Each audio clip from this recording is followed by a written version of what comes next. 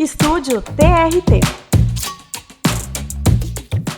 Olá, sejam bem-vindos, sejam bem-vindas ao Estúdio TRT, o podcast do Tribunal Regional do Trabalho da 4ª Região, onde a gente fala sobre temas importantes, temas relevantes do mundo do trabalho. Eu sou jornalista, sou Juliano Machado, atuo na Secretaria de Comunicação do Tribunal e ao meu lado também jornalista, colega Eduardo Matos. Tudo bom, Eduardo? Tudo certo, Juliano.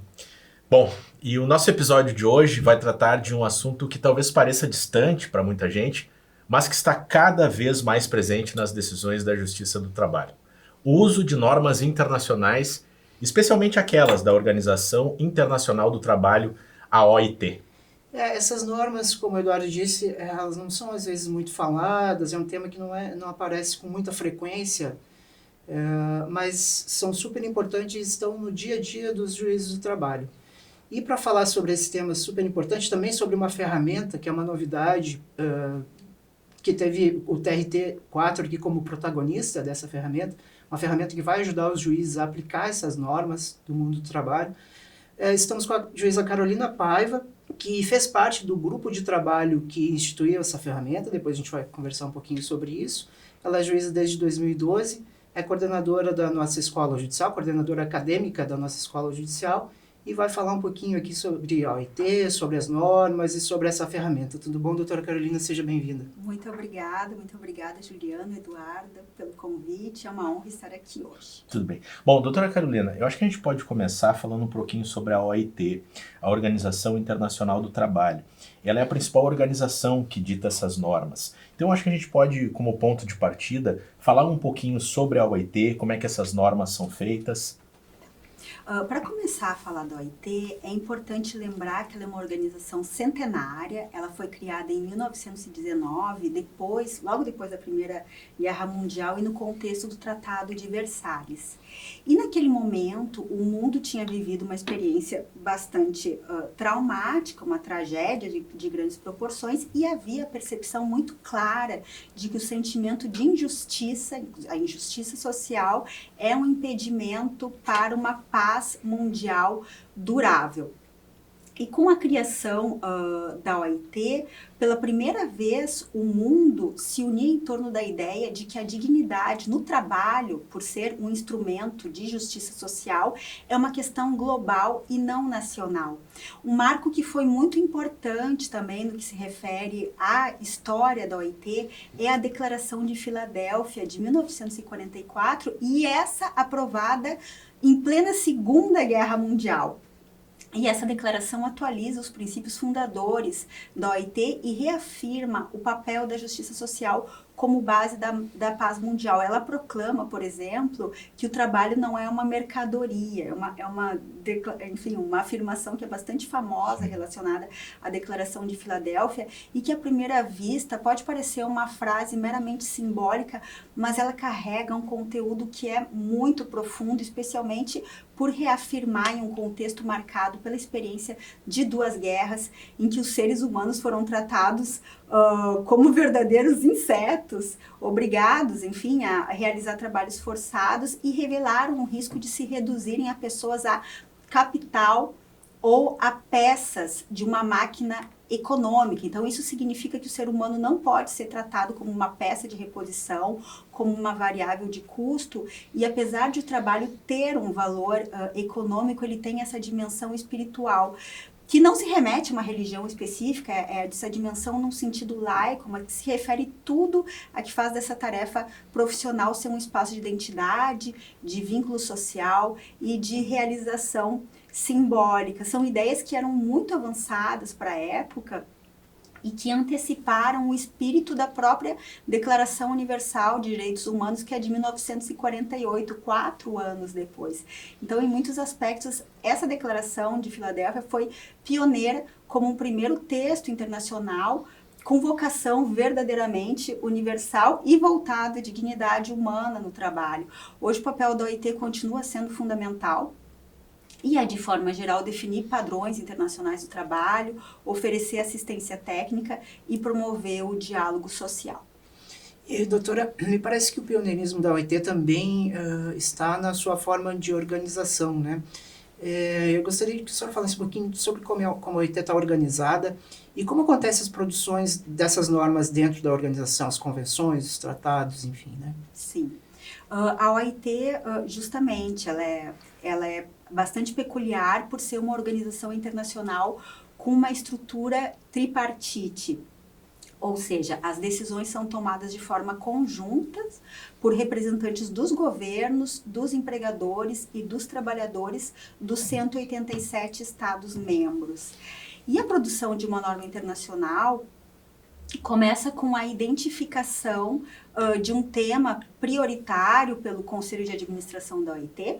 Depois disso, o tema entra na agenda da Conferência Internacional do Trabalho, que é realizada todos os anos em Genebra, e para que uma norma seja aprovada, ela precisa passar por 2 discussões sucessivas em 2 anos consecutivos. Esse ano, por exemplo, se começaram discussões de uma norma sobre o trabalho em plataformas. Então, que é algo que é muito recorrente no nosso dia a dia judicial e é um tema muito relevante para nós. E para que se tenha uma ideia da relevância dessa temática, em 2020 a Uber, que já estava presente em 69 países, divulgou um relatório indicando que 20% de todos os trabalhadores vinculados ao aplicativo da empresa estavam no Brasil. Então, isso revela a amplitude desse fenômeno no nosso país. E nós ainda não temos uma regulação exaustiva em relação a isso. E isso mostra que essas normas internacionais do trabalho não são aquele direito internacional que a gente pensava há uns anos atrás, que vincula só os estados, aquele direito internacional que fala francês e que não se comunica Sim. conosco. Esse direito está aqui para resolver os nossos desafios no que se refere ao direito do trabalho. E se aprovado por 2/3 dos presentes na Conferência Internacional do Trabalho, ela pode se tornar uma norma internacional do trabalho. Bom, doutora Carolina, reforçando o que o Juliano acabou de te perguntar agora, que tipo de normas a OIT acaba produzindo? Falar um pouquinho aí sobre as convenções, as recomendações, normas, outros temas. As normas internacionais do trabalho são classificadas basicamente em 3 tipos. São convenções, protocolos e recomendações. As mais conhecidas são as convenções, que são tratados internacionais com força vinculante, ou seja, cada vez que o país ratifica, ele assume o compromisso de aplicar aquela norma no seu território. Os protocolos são instrumentos que servem para atualizar ou para complementar convenções que já existem. Então, eles não valem por si só e o país só pode ratificar um protocolo se já tiver ratificado a convenção correspondente. Em geral, eles trazem novas obrigações, mais ajustadas à realidade atual ou reforçam compromissos que estavam de uma forma mais genérica na convenção original. E o terceiro tipo são as recomendações, que diferente das convenções e dos protocolos, não são sujeitas à ratificação, mas isso não significa que elas sejam irrelevantes. As recomendações, elas servem como diretrizes muito importantes para orientar a prática institucional e judicial no que se refere ao mundo do trabalho. Algumas recomendações são autônomas, ou seja, não acompanham nenhuma convenção específica, mas propõem caminhos para políticas públicas em temas relevantes, como, por exemplo, as convenções 198 e 204 da OIT, que tratam sobre a relação de trabalho e a transição da economia informal para a economia formal, que também é um grande desafio no Brasil e na América Latina em geral. E, doutora, a senhora falou que essas normas, elas não são só documentos, né? Elas estão na prática dos juízes, dos governos, das empresas, enfim. A senhora podia citar para a gente alguns avanços do mundo do trabalho que estejam diretamente ligados a essas normas da OIT? Com certeza, e obrigada pelo questionamento, Juliano. A OIT teve e continua tendo um papel fundamental em vários avanços históricos no mundo do trabalho. Um dos exemplos que são mais marcantes é o da própria jornada de trabalho, porque logo na Convenção 1 da OIT de 1919, ela fixou o limite de 8 horas por dia e 48 horas por semana, isso em 1919. Isso pode parecer muito básico hoje, mas naquela época foi uma conquista gigantesca e o Brasil adotou esse padrão oficialmente a partir dos decretos de 1932, que ficaram, enfim, essa jornada, essa limitação ficou em vigor até a Constituição de 1988, que reduziu a carga semanal para 44 horas, mantendo o limite diário de 8. E outros marcos importantes foram as normas que tratam do combate ao trabalho infantil, ao trabalho forçado, além daquelas que garantem a liberdade sindical, o direito à negociação coletiva, que são reconhecidos como pilares da dignidade do trabalho. Mais recentemente, a OIT tem tratado com prioridade de temas como a proteção da maternidade, a promoção da igualdade, da não discriminação e os riscos psicossociais, como a saúde mental, a violência e o assédio no trabalho. E é interessante que, no caso do Brasil, a influência da OIT é muitas vezes subestimada, mas ela foi decisiva. O Brasil é membro da OIT desde 1919 e já ratificou 98 convenções, incluindo 8 das 10 consideradas fundamentais. A partir da década de 30, nós começamos já a subscrever várias dessas normas e até 1939 a OIT já tinha produzido mais de 60 instrumentos internacionais, entre convenções e recomendações. Esses documentos serviram de fonte concreta de inspiração para a nossa consolidação das leis do trabalho, que foi sancionada em 1943. E se costuma dizer que a CLT se baseou basicamente na Carta del Lavoro da Itália, mas essa comparação precisa ser qualificada. A Carta del Lavoro tinha somente 30 artigos de caráter programático e a CLT já nasceu com 922 artigos, com conteúdo detalhado e normativo, o que indica fortemente a influência direta desses mais de 60 diplomas internacionais da OIT, que eram de conhecimento aprofundado, inclusive, do próprio Arnaldo Susekind. Então, ela teve um papel estruturante na formação mesmo do direito do trabalho, mesmo que essa dimensão nem sempre receba o destaque que ela merece. Doutora Carolina, os países que aderem a esses tratados, pode parecer estranha a pergunta, mas eles são obrigados a cumpri-los? E mais uma outra, o que acontece se eles não cumprirem esses tratados? Há algum tipo de sanção? Eu acrescento só mais uma outra pergunta. Quando a gente fala do país cumprir um tratado, as convenções, o país é quem? O país são os governos? São os 3 poderes? Sim. Muito obrigada pela pergunta.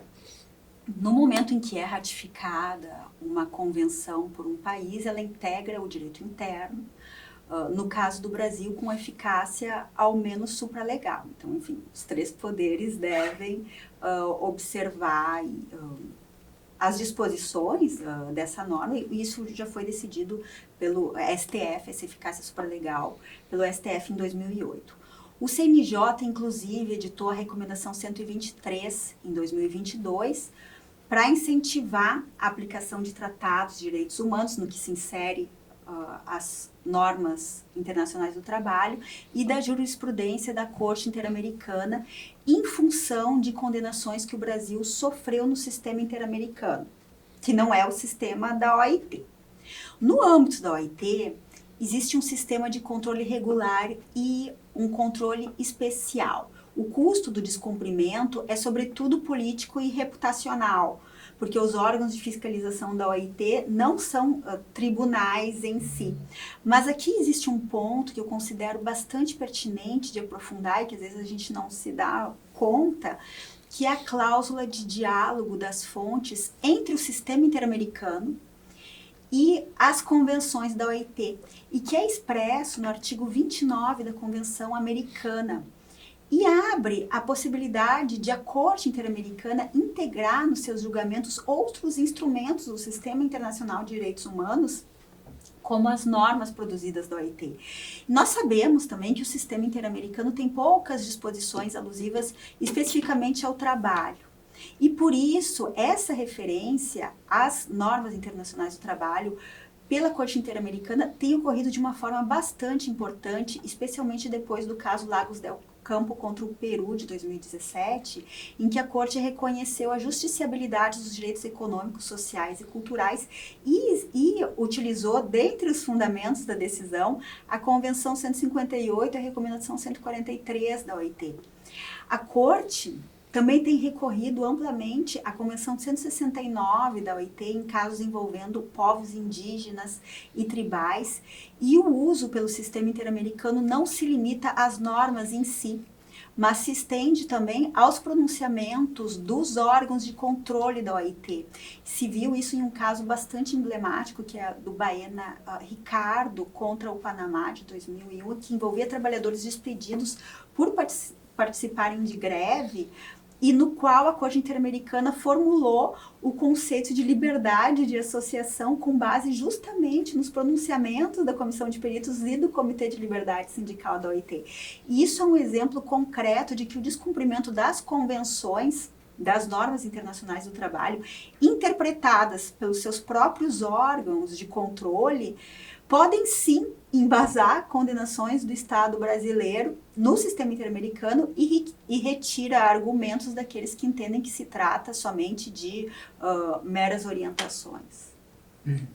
E, doutora, recentemente o TRT, o nosso tribunal, foi protagonista e principal estimulador e implementador de uma ferramenta nova, a Labor Nexus, que é uma plataforma na internet com vários serviços que facilitam a aplicação dessas normas que a gente está discutindo aqui pelos juízes do trabalho, né?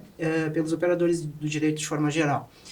E a gente vai falar um pouquinho mais da prática, do que essa plataforma oferece na próxima questão, que o Eduardo vai lhe perguntar, mas antes eu gostaria de saber como os juízes aplicam essas normas nas suas sentenças, nos seus acordos. É como uma lei... como mais uma lei, elas têm um grau diferenciado de aplicabilidade? Como é que funciona isso na prática? Sim, Juliana, muito obrigada. As convenções da OIT, por se tratarem de direitos humanos, quando são ratificadas pelo Brasil, passam a integrar o ordenamento interno com status no mínimo supralegal. Nós já falamos isso conforme a decisão do STF de 2008. Essas convenções, elas podem ser aplicadas diretamente para afastar normas internas com status inferior, que são contrárias às suas disposições. Elas podem ser utilizadas como um parâmetro interpretativo e também como um fundamento de reforço da legislação nacional. Então, por exemplo, a Convenção 111, que trata da não discriminação, pode ser utilizada como reforço em relação à Lei 9029, quando trata de um caso, por exemplo, de uma dispensa discriminatória, até para frisar o caráter fundamental e a importância desse direito, às vezes para modular alguma indenização, por exemplo. Muitas vezes nós esquecemos, mas também nós podemos recorrer a instrumentos não vinculativos da OIT, como as convenções não ratificadas e as recomendações para fundamentar as nossas decisões. Isso porque o artigo 8º da CLT permite a aplicação de normas e princípios gerais do direito, especialmente direitos do trabalho, no caso de lacuna. E parece bastante claro que esses instrumentos, mesmo não ratificados, têm uma ampla legitimidade por serem adotados por uma organização internacional composta por 187 países, com representação tripartite e aprovadas com essa maioria de 2/3 dos presentes na Conferência Internacional do Trabalho. Então, por exemplo, algumas temáticas que são bastante debatidas no nosso dia a dia, como o assédio, a violência no mundo do trabalho, têm sido muitas vezes decididas com base na Convenção 190 da OIT, que traz definições bastante importantes em relação a essa temática e que ainda não foi ratificada pelo Brasil. Além dos textos normativos, os pronunciamentos dos órgãos de controle são fontes que são bastante relevantes para a nossa atividade jurisdicional, e o conhecimento desse conteúdo evita que a interpretação nacional desvirtue o que foi internacionalmente estipulado, porque existem conceitos que são mais vagos, enfim, nas normas internacionais, como igual valor, como meios apropriados, e a gente, se baseando nesses pronunciamentos, podemos verificar quais são as melhores práticas, quais foram as melhores interpretações que foram constatadas nessa atividade de controle realizada pelos órgãos de fiscalização. Bom, a gente está conversando com a juíza Carolina Paiva. Doutora Carolina, ainda sobre o LaborNexus, essa plataforma. Como é que essa plataforma pode ser usada para que sejam os magistrados estimulados à aplicação dessas questões relativas à Organização Internacional do Trabalho, às normas internacionais? Esse questionamento é bastante pertinente, Eduardo. Muito obrigada, inclusive porque nós sabemos que historicamente as normas internacionais do trabalho foram predominantemente aplicadas pelos poderes legislativo e executivo dos Estados-membros. Vocês começaram nossa conversa falando que o judiciário muitas vezes está um pouco distante dessa aplicação. E nós temos observado um uso crescente dessas normas no âmbito do poder judiciário em diversas jurisdições nacionais e também com exemplos na América Latina, como na Argentina, na Colômbia, na temática sindical, na França, no que se refere à Convenção de 158 sobre a despedida imotivada, mas no âmbito do Brasil nós temos dois desafios que me parecem fundamentais à aplicação desses conteúdos, que é a barreira linguística, já que a plataforma Normlex da OIT, que é a oficial, ela está disponível somente em inglês, francês e espanhol. E a questão da carga de trabalho. Nós, como juízes, nós sabemos que estamos sempre preocupados com o trabalho de um ponto de vista não só qualitativo, mas também quantitativo. Nós somos cobrados por isso. E isso acaba desencorajando os juízes que têm algum caso para decidir a se voltarem a fazer pesquisas em normas ou em conteúdos em língua estrangeira, às vezes bastante extensos, não muito lisíveis. Então, a LaborNexus estimula o uso das normas internacionais do trabalho porque resolve de uma forma prática os obstáculos que ainda afastam os nossos juízes dessas fontes. O primeiro é a barreira linguística, porque são traduzidos trechos centrais de pronunciamentos dos órgãos de controle da OIT e que aparecem na plataforma em português. Eles são traduzidos por magistrados com auxílio de inteligência artificial generativa, com revisão humana criteriosa. E então nós não precisamos mais buscar essas versões em inglês, espanhol ou francês, nem conferir a precisão da tradução. Essa ferramenta reúne essas convenções, recomendações e pronunciamentos com filtros por palavra-chave também. Então, nós conseguimos localizar o dispositivo relevante. As informações jurídicas já são estruturadas. Ela mostra de uma forma sintética num modelo de código internacional do trabalho anotado, inclusive informações sobre a ratificação, o decreto legislativo correspondente e a posição hierárquica de cada norma que está analisada no ordenamento jurídico interno, com os fundamentos para aplicação, e isso dá uma segurança imediata para citar a convenção em sentenças, em acórdãos, porque traz qual é a ponte que nós vamos utilizar entre esse direito internacional e o nosso direito interno, essa ponte jurídica. E ele cruza artigo por artigo da convenção com os comentários oficiais dos órgãos de pronunciamento da OIT. Então, tudo isso faz que o tempo gasto para encontrar e comprovar o fundamento internacional caia drasticamente e a aplicação das convenções deixa de ser uma exceção e pode passar a ser um passo natural na fundamentação das nossas decisões. Muito interessante, são vários serviços, né, várias possibilidades dentro dessa plataforma. Doutora, o endereço para acesso da plataforma é labornexus.trt4.jus.br, é isso? Exatamente. Certo. E como última pergunta, o que a senhora pode deixar como mensagem para os seus colegas de magistratura e também para os servidores, né, que auxiliam na produção das decisões judiciais sobre a aplicação dessas normas? Eu posso dizer que essas normas entram no nosso ordenamento jurídico. O Brasil se comprometeu com a observância delas no âmbito internacional, mas mais do que nos preocuparmos com a ratificação em si, importa a incorporação do conhecimento produzido pela OIT. Isso pode gerar um impacto bastante significativo, mais do ponto de vista qualitativo do que quantitativo. Nós podemos lembrar, por exemplo, a proibição do amianto pelo STF em um julgamento que menciona a Convenção 162 da OIT, e existem vários exemplos que nós poderíamos ou deveríamos estar usando essa fonte de conhecimento, especialmente em contextos de crise, de falta de regulamentação ou de dúvidas. Um exemplo deles é o teletrabalho na pandemia. A OIT editou um guia em outubro de 2020 que antecipou vários pontos que foram positivados aqui no Brasil somente em 2022 pela Lei 14.442.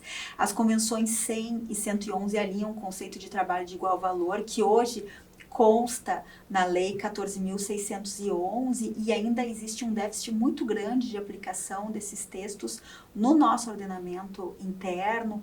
A questão que eu já mencionei em relação à Convenção 190 e que pode ser invocada em função das lacunas na regulamentação entre das temáticas de assédio moral e sexual, com base no artigo 8º da CLT, e as decisões que citam a OIT, elas tendem a ser retomadas pelos próprios autores, pelos magistrados, elas têm um efeito multiplicador, mesmo que não tenham um caráter vinculante. Então, essa invocação é uma via também de reforço do direito do trabalho nesse momento em que nós somos tão questionados, em que as decisões da Justiça do Trabalho são tão questionadas e que existe esse tensionamento. Então, mencionar essas diretrizes que são emanadas de uma organização tripartite com 187 países, coloca o debate numa perspectiva internacional e gera um constrangimento saudável internacional nesse cenário em que existe verdadeiramente um risco de retrocesso. Então, por isso eu convido os colegas a explorar a plataforma LaborNexus, a considerarem e integrar essas fontes na sua fundamentação diária, mesmo como fundamento de reforço, porque cada sentença que dialoga com a OIT contribui para uma evolução coerente do direito do trabalho e fortalece a nossa posição institucional no cenário nacional e global. Bom, doutora Carolina, a gente falou sobre a Organização Internacional do Trabalho, falamos sobre as normas internacionais do trabalho, a gente tratou do LaborNexus, essa ferramenta aí criada, uma inovação, partindo aqui do Tribunal Regional do Trabalho. Lhe agradeço muito a gentileza de participar aqui do Estúdio TRT, o podcast aqui do Tribunal Regional do Trabalho da 4ª Região, e por compartilhar o conhecimento sobre esses temas. Muito obrigada.